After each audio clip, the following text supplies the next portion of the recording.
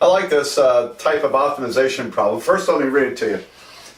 What point on y equals x cubed is closest to the point 4 comma 1, and how far is that distance? What I like about it is that we can use our knowledge of implicit differentiation in order to create a nice, convenient little shortcut here. So, anyway, let's get down to it. It helps to have a graph, doesn't it? And so what does y equal x cubed look like? Well, I mean, you can use your graphing techniques you've learned, or if you have a graphing calculator, you just plug it in and get an idea of what it looks like. All you really need is a sketch, maybe, to get this problem.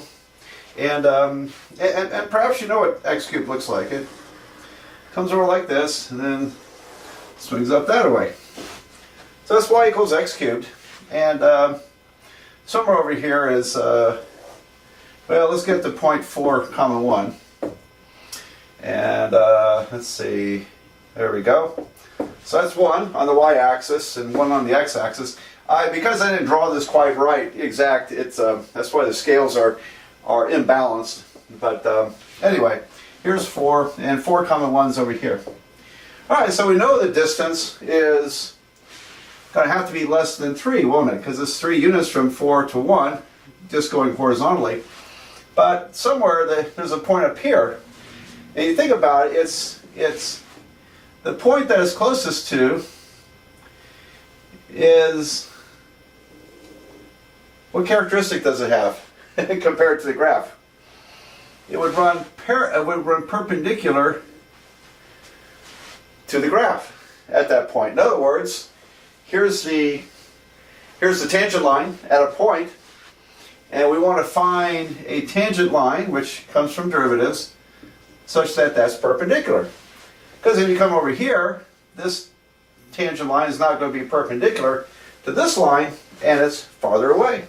So actually the shortest distance meets the graph at the perpendicular to the tangent line. Okay.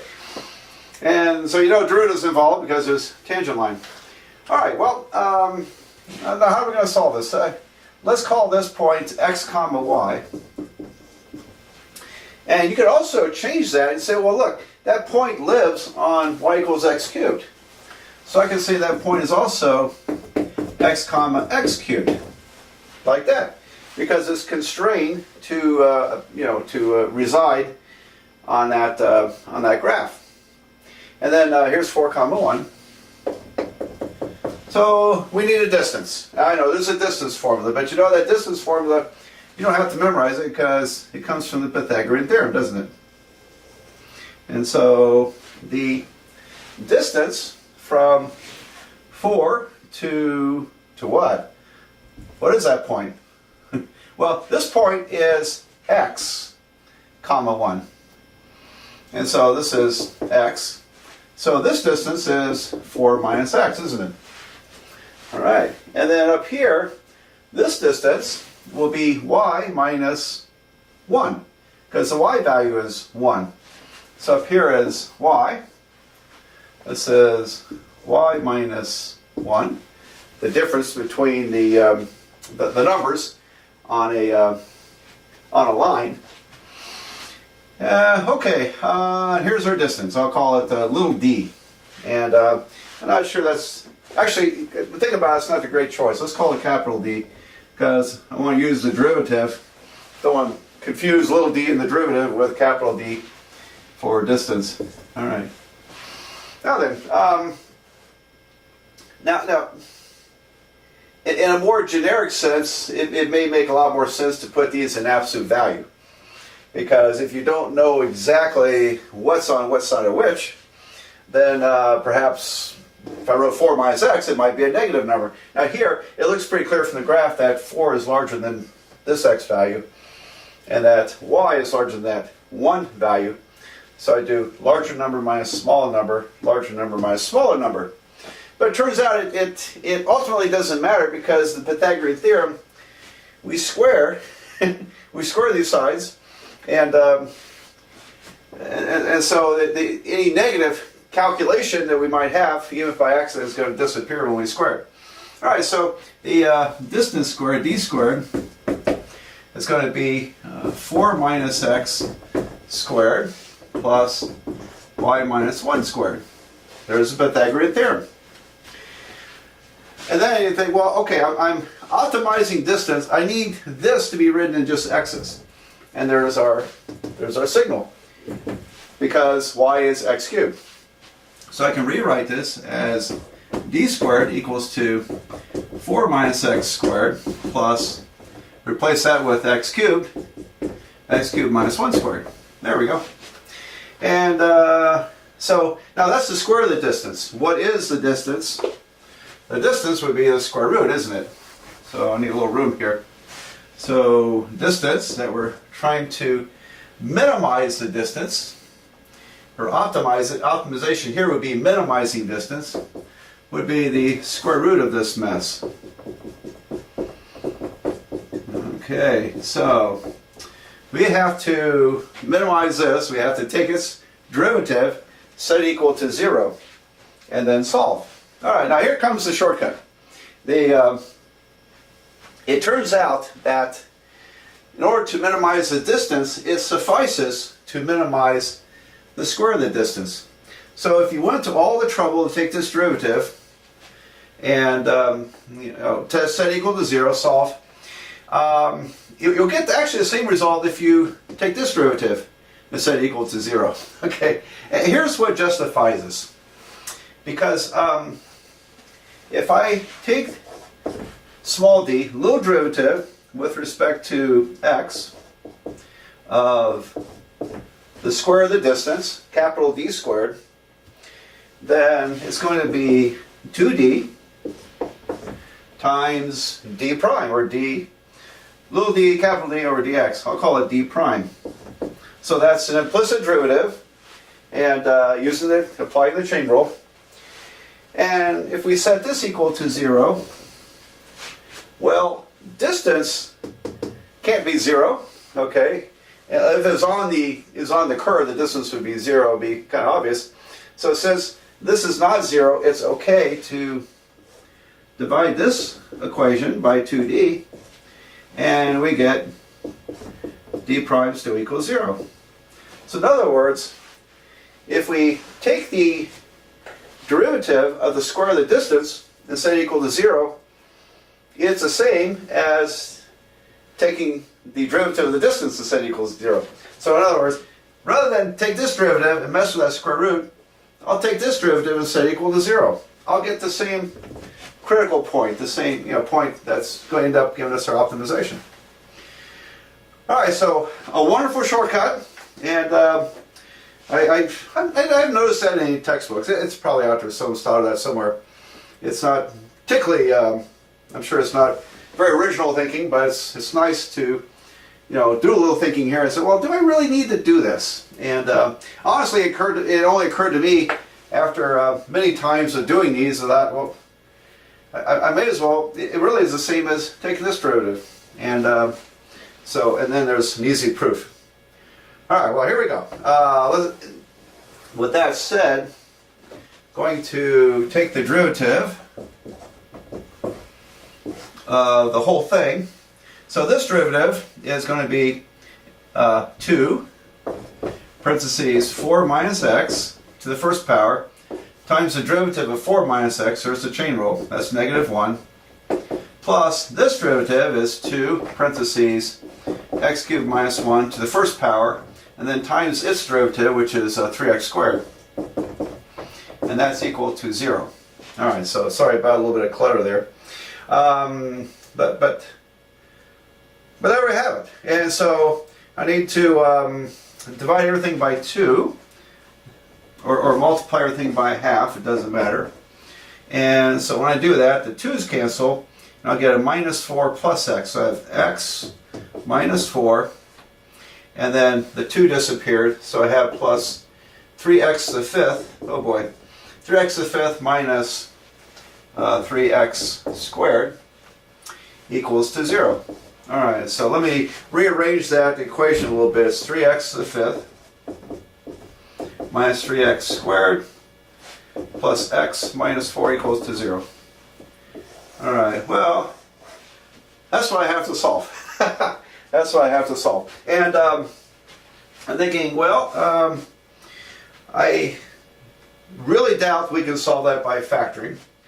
I don't think it's going to work. Nah, it's not going to work. And so it's turned out to be, yeah, kind of a nasty looking equation to solve. All right, so then what do we do? What do we have? What do we have? Well, then you learned about Newton's method a while back. We can use Newton's method to solve this. And so let's go ahead and do Newton's method. And I'm going to erase here. I think we're probably done with the picture. And then we'll figure out Newton's method and go to it. By Newton's method, I'm going to remember what that is. It's the new value of x is the old value minus the derivative of the function. Oh, no, the function divided by the derivative. Sorry. Function divided by the derivative. I'll tell you how I keep that straight. How do you keep that straight? Well, very simple.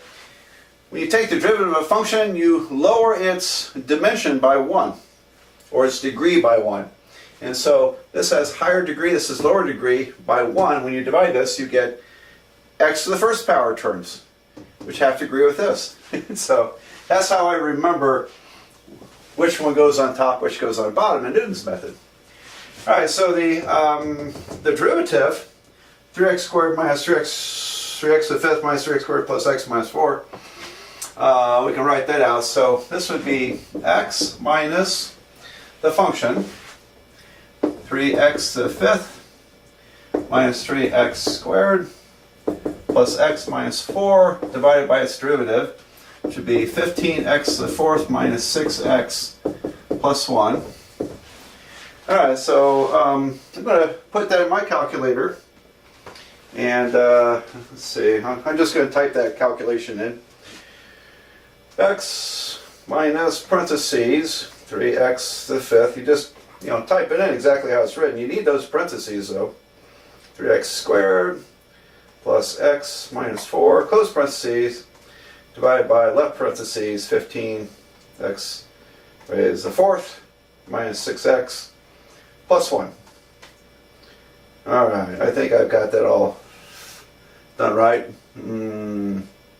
Yeah. Does that look right on my calculator? Yeah, probably does. Okay, I'll hit equal. Where am I going to start? Let's try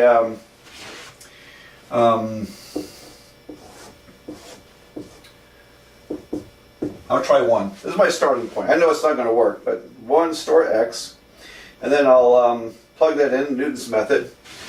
I get 1.3 exactly. Plug it in again, and I get I get 1. Oh no! I made a mistake. 1.3 store x. All right, now we'll try it again. I get 1 this time. I'll be amazed. No, I got a number. Okay, so on the second round of Newton's method, I get 1.20653024985. How many decimals are we going to go? I don't know. I didn't specify that in the problem, did I?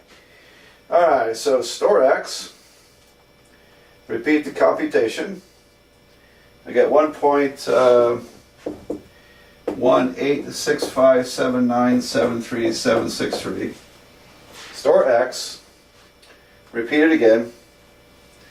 I get 1.1857 568 2194. I think we're about there. Store x, do it again, and I get 1.185755 46733. Does that look right? Yeah, I imagine that's probably it. Yeah, when I do it again, I'll get the, and I hope this is not below the screen, it's 1.1857554673. Alright, what are we going to do? Well, we can approximate it. I'll tell you what, let's do this. I want to I want to calculate the distance as accurately as I can. So I'm going to take this number. My calculator already knows it's x. And I'm going to feed it into here. So I do parentheses 4 minus x, close parentheses, squared, plus parentheses x cubed minus 1, parentheses squared. I'll hit equal, but I have to take the square root to get distance. So the distance is 2.89 something or other. So I tell you what, how about we do this? I used all the decimals I could find, but now I'm going to round them off to 2 decimal places in order to write the answer. So, once you do all the calculations, then it probably makes the most sense. Well, it does make the most sense to round it off there. If you round off numbers here and then do calculations, you're compounding the errors that you've made by rounding the number. And so, let's see, how about this? The closest distance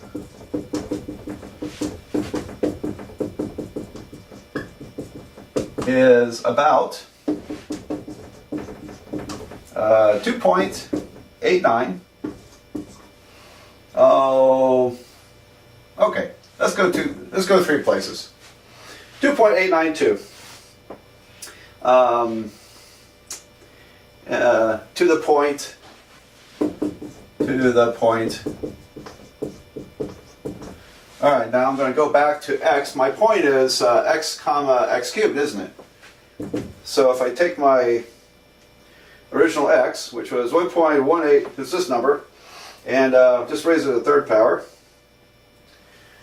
to the point 1.186, rounds off to 1.186, comma, and then when you cube that number you get 1.667, which suspiciously looks like 1 2/3, but it's not exactly 1 2/3. All right, so let's recap this problem. First of all, took the description, drew a graph, and from the graph calculated the distance using the Pythagorean theorem. And the square of the distance is easy to work with. The distance will involve a square root. But then we found out that in order to optimize distance, it's okay. You'll get the same answer if you optimize the square of the distance. That's a time saver because I don't have to bother with that square root. Alright, so I end up with this equation down here, which we have no formula to solve that one. Literally, it's impossible to find a general formula to solve any 5th degree polynomial. That's an interesting topic in itself, but it's a topic that's resolved in abstract algebra at the graduate level. In any event, so I solved it by using Newton's method. We've done that before. And got down to here. I stored all these decimal places in my calculator because I wanted the greatest precision. But to report the answer, I rounded to 3 places, which I thought was plenty. And I also took all these decimals and plugged it into the function to get this number, which I rounded to 3 places. And finally, I also took all these decimals, plugged it into here, and then took the square root to get distance to get 2.892. Okay, so I believe our diagram showed it had to be less than 3 units, and it was. It worked out just fine. So, okay, a great problem, and let's go find another one.